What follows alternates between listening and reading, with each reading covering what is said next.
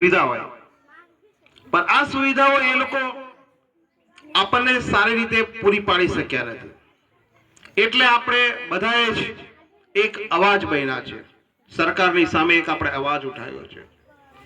આપણા નજીકના માનનીય ધારાસભ્ય શ્રી દેડિયાપાડાના ચેતરભાઈ વસાવા સાહેબ જનતાનો અવાજ બન્યો છે અને એના અવાજને આ બીજેપીની સરકાર કઈ ને કઈ રીતે દબાવી રહી છે.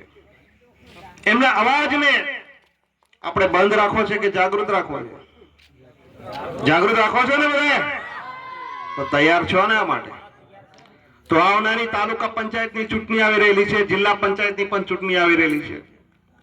તો વિસાવદરનું ઇલેક્શન આપણે ધ્યાનમાં રાખજો કે ભારતીય જનતા પાર્ટીની જે શાસન હતું, એની જે વહીવટી તંત્ર હતું, એના નેતાઓ હતા, એના મિનિસ્ટર હતા, એ બધા જ આમ આદમી પાર્ટીના ઉમેદવાર માનનીય શ્રી ગોપાલભાઈ ઇટાલિયાજીને હરાવવા માટે અથાગ પ્રયત્નો કરેલા. તમામ શક્તિ અમે લગાડી, પરંતુ વિસાવદરની જનતાએ એમને જાકારો આપ્યો કે નહીં આપ્યો? અને કોને પસંદ કર્યા? ગોપાલ ઇટાલિયાને.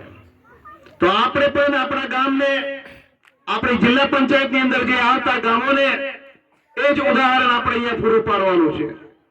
એ લોકો કોઈ પણ તાકાત અજમાવે, પણ એના પ્રલોભનમાં ભાઈઓ તમે આવતા નહીં આવો ને. બધા ખાતરી છે ને? બધાને પાક્કી ને? કેટલાને પાક્કી નથી? આ તો જો કરો છે, પકડાઈ ગયા.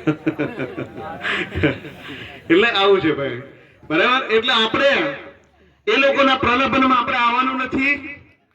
આપણે એમની સિસ્ટમ સામે અવાજ ઉઠાવ્યો છે. એ લોકો આપણને સુવિધા નથી આપી, સારી શિક્ષણ નથી આપ્યું, વીજળીનું જે સસ્તી મળી એ પણ નથી આપી, એટલે આપણે એમને અવાજ બન્યા છે. તમને એક જે અમેરિકાના ટ્રમ્પે બીજેપીની સરકાર ઉપર એક દબાણ કર્યું, એ લોકોએ જે પહેલા કરવેરો 11% હતો, એ 11% કરવેરો જે હતો એ નાબૂદ કરી નાખ્યો, જેથી કરીને કપાસનો ભાવ જે અમેરિકાથી ભારત દેશની અંદર આવે છે, તો એ કપાસ સસ્તો થઈ જશે ભાઈ. આપણા ખેડૂત જ્યારે કપાસ વેચવા જશે તો બજારનું મૂલ્ય ખૂબ ઓછું થઈ જશે. તો આપણે એમને એમ કહીએ 11% તમે શા માટે દૂર કર્યો? એની જગ્યાએ તમે 50 થી 60 70 80% કરવેરો રાખો ને, તો આપણો કપાસનો ભાવ વધે કે ના વધે? વધે ને. તો આપણે એવું કામ એમને કરવાનું છે. આપણે મતનો અધિકાર આપ્યો છે, એટલે મતનો ઉપયોગ કરીને આપણે આવનારી તાલુકા પંચાયતની ચૂંટણી હોય કે જિલ્લા પંચાયતની ચૂંટણી હોય, એની અંદર આપણે બધા એક થઈને મત આપીને આપણા ભાઈને જીતાડવાનો છે. આપણા તાલુકા પંચાયત અને જિલ્લા પંચાયતના વહીવટી તંત્રમાં આપણે બેસાડો છે. વધુ નહીં કહેતા, જય હિન્દ, જય ભારત, વંદે માતરમ.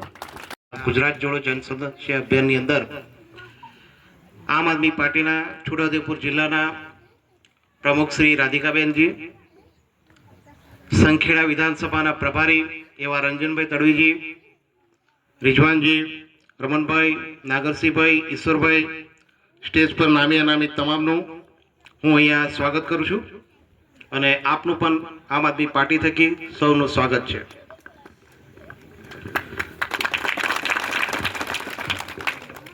ભારત માતા કી વંદે ઇન્કલાબ. कल लड़े थे गोरों से,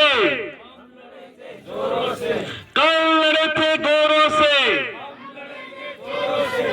खूब खूब धन्यवाद મિત્રો.